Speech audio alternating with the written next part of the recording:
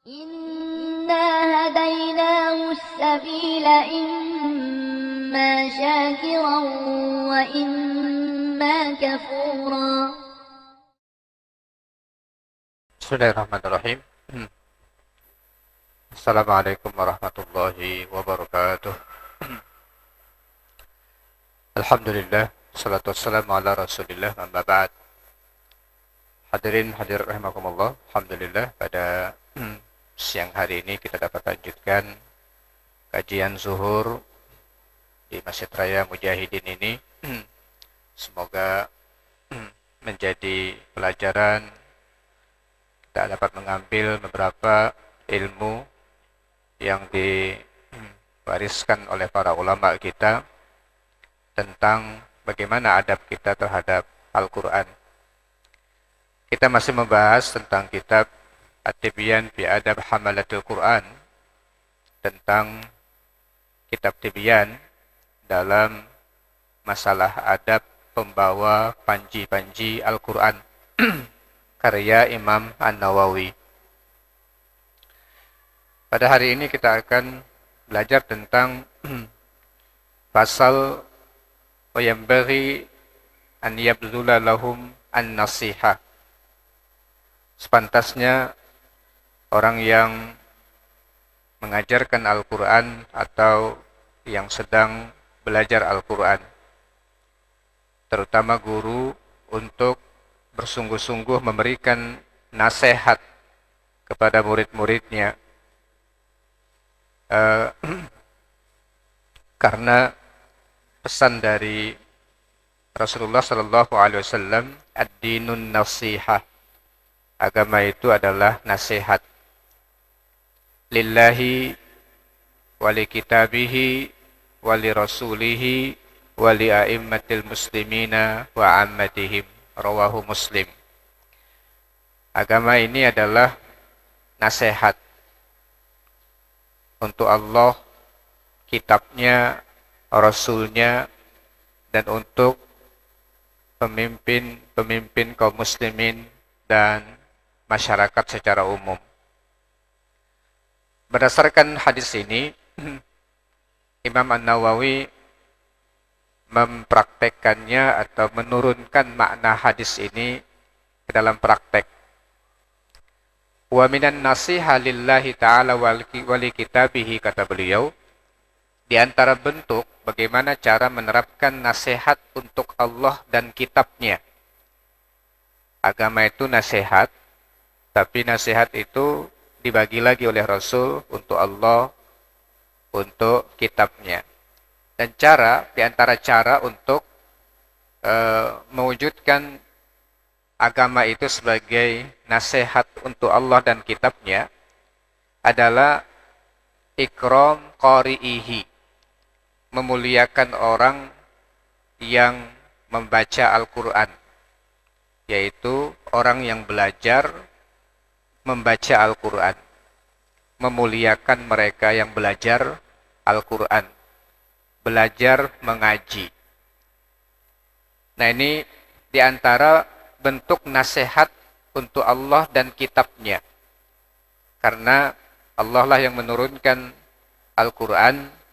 Nah, cara kita untuk memberikan nasihat kepada manusia agar cinta kepada Al-Quran adalah dengan cara memuliakan orang yang belajar Al-Quran. Memuliakan mereka yang belajar Al-Quran. Wa talibihi, orang yang menuntut ilmu tentang Al-Quran. Wa irsyadihi ila maslahatihi, dan membimbing mereka yang belajar kepada kemaslahatan hidup mereka. Bagaimana caranya agar mereka-mereka yang belajar Al-Quran itu dibimbing untuk bisa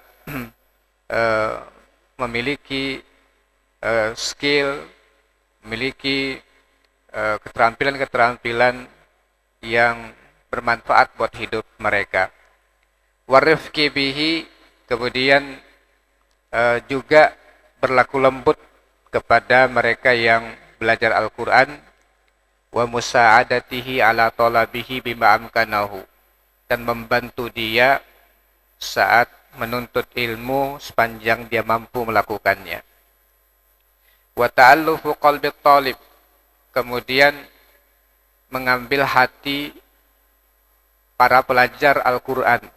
Wa an yakuna samhan bi ta'limihi, dan hendaklah berusaha untuk memahami kondisi real dari orang yang belajar, mutalattifan bihi, lembut terhadap mereka, wa muharridun ala at-ta'allum, dan berusaha untuk mendorong mereka terus belajar Al-Quran.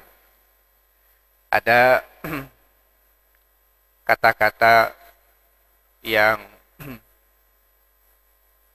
bersumber dari guru kami, dan ini sangat masuk akal ya. Kata-kata beliau begini: kalau menuntut ilmu agama, menuntut ilmu dunia tidak dimotivasi pun orang akan termotivasi. Tapi kalau menuntut ilmu akhirat, kayak belajar Al-Quran, apalagi bisa sampai mendalami pembelajaran Al-Quran yang hitung-hitungannya untuk kemaslahatan dunia itu tidak banyak, itu kalau tidak dimotivasi, sulit orang itu termotivasi. Ya. Jadi oleh karena itulah kadang-kadang menjadi sulit bagi kita untuk mendapatkan anak-anak yang betul-betul sungguh-sungguh belajar, sungguh-sungguh untuk menuntut ilmu, kalau tidak ada motivasi yang kuat dan dorongan yang kuat untuk mereka belajar yang sungguh-sungguh. Yang ada adalah asal bisa. Tetapi yang sungguh-sungguh betul mendalami, itu kalau enggak dimotivasi kuat, maka kita tidak akan bisa menemukan dalam jumlah yang banyak. Nah, disebutkan di sini, Masya Allah, kalau kita bukan guru Al-Quran, kalau kita bukan juga yang sedang belajar, tetapi memuliakan mereka yang belajar, kita punya uang umpamanya, kita berikan kepada mereka apresiasi. Kalau mereka memiliki keterampilan membaca dengan baik, apresiasi kita terhadap mereka sehingga mereka menjadi bersemangat untuk belajar, itu adalah bagian daripada ad-dinun nasihah, yaitu lillahi wali kitabihi. Ya. Dan begitu juga dengan guru Al-Quran, tidak boleh untuk menuntut dan tujuannya untuk mencari dunia. Tetapi sebagai seorang yang memiliki harta, umpamanya kita punya anak dan kita mampu untuk memberikan lebih kepada guru sebagai bentuk apresiasi terhadap mereka yang mengajar, itu adalah bagian daripada ad-dinun nasiha lillahi wa wali kitabih. Jangan sampai guru menghinakan dirinya menentukan harus sekian bayarnya. Ya, tetapi orang tualah yang memiliki pemahaman bahwa ini ilmu mahal. Ini ilmu mahal yang harus diberikan kepada anak-anak sehingga selamat dunia akhirat. Kadang-kadang kan terbalik. Untuk belajar bimbel agar bisa masuk ke perguruan tinggi favorit, bayarnya nggak mikir-mikir. Untuk belajar ilmu dunia setinggi apapun harganya mampu. Tapi untuk guru Al-Quran 5.000 susah. Ya. Nah, ini masih terjadi sekarang. Masih terjadi hari ini. Nah, ini maksud dari Imam An-Nawawi, Masya Allah. Di antara bentuk wujud daripada ad-dinun nasiha, di antara lillahi wali kitabihi, bagaimana agama ini adalah nasihat untuk Allah dan untuk Rasulnya, adalah bagaimana orang yang belajar Al-Quran ini dimuliakan. Ikram qari'ihi wa talibihi. Dimuliakan orang yang belajar itu, yang menuntut ilmu tentang hal ini. Sehingga mereka sungguh-sungguh, mereka serius, mereka bersemangat. Gurunya juga bersungguh-sungguh, serius dan bersemangat untuk mengajarkan Al-Quran. Nah, Masih di alinea selanjutnya beliau mengatakan wa yambaghi an yuzakkirahu fadilata dzalika liyakuna sababan fi nasyati. Dan di antara cara untuk memotivasi anak-anak agar belajar adalah mereka juga yang mau memberikan sesuatu kepada anak-anak yang belajar adalah selalu mengingatkan tentang keutamaan belajar Al-Quran. Terus dimotivasi, terus didorong dan diberikan, diingat-ingatkan tentang keutamaannya. Karena namanya hati ini berbolak-balik. Apalagi dia menemukan sesuatu yang ternyata dianggapnya lebih menarik. Ya, urusan-urusan dunia, main, game, dan sebagainya lebih menarik. Akhirnya motivasi untuk belajar semakin hari semakin menurun, semakin menurun, semakin menurun. Nah ini sekarang mainannya luar biasa, saingannya luar biasa.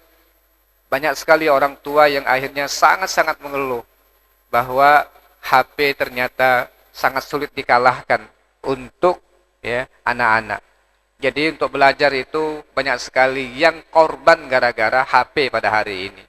Nah kalau tidak terus dimotivasi tentang keistimewaannya dengan cara-cara yang baik dan menarik, maka anak-anak pasti akan tertarik dengan yang lain dibandingkan Al-Quran.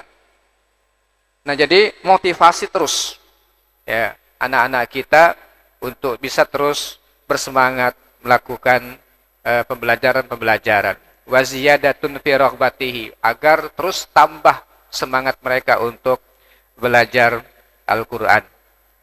Nah hadirin sekalian, diingatkan juga tentang fadilatul istighal bil Quran, keutamaan kita menyibukkan diri dengan Al-Quran, wasair al-ulum syar'iyyah, dan sekian banyak ilmu-ilmu syariat yang lain. Wa huwa tariqul haziminal arifin wa ibadillahis salihin. Ini adalah jalan hidup al-hazimin, orang yang memiliki tekad yang sangat kuat untuk menjadi orang mulia. Ya. Karena tanpa tekad yang kuat untuk belajar ini, maka orang nggak akan semangat belajarnya. Nggak akan semangat untuk mempelajari ilmu Al-Quran, mempelajari Al-Quran, ilmu syariat. Ini adalah cara hidupnya orang-orang termulia sepanjang sejarah. Thariqu al-hazimin. Mereka yang abadi-abadi itu, mereka-mereka yang kayak begitu. Imam Syafi'i meninggal tuh tahun 204 Hijriyah. Ya. Umurnya cuma 54 tahun. Umur beliau cuma 54 tahun.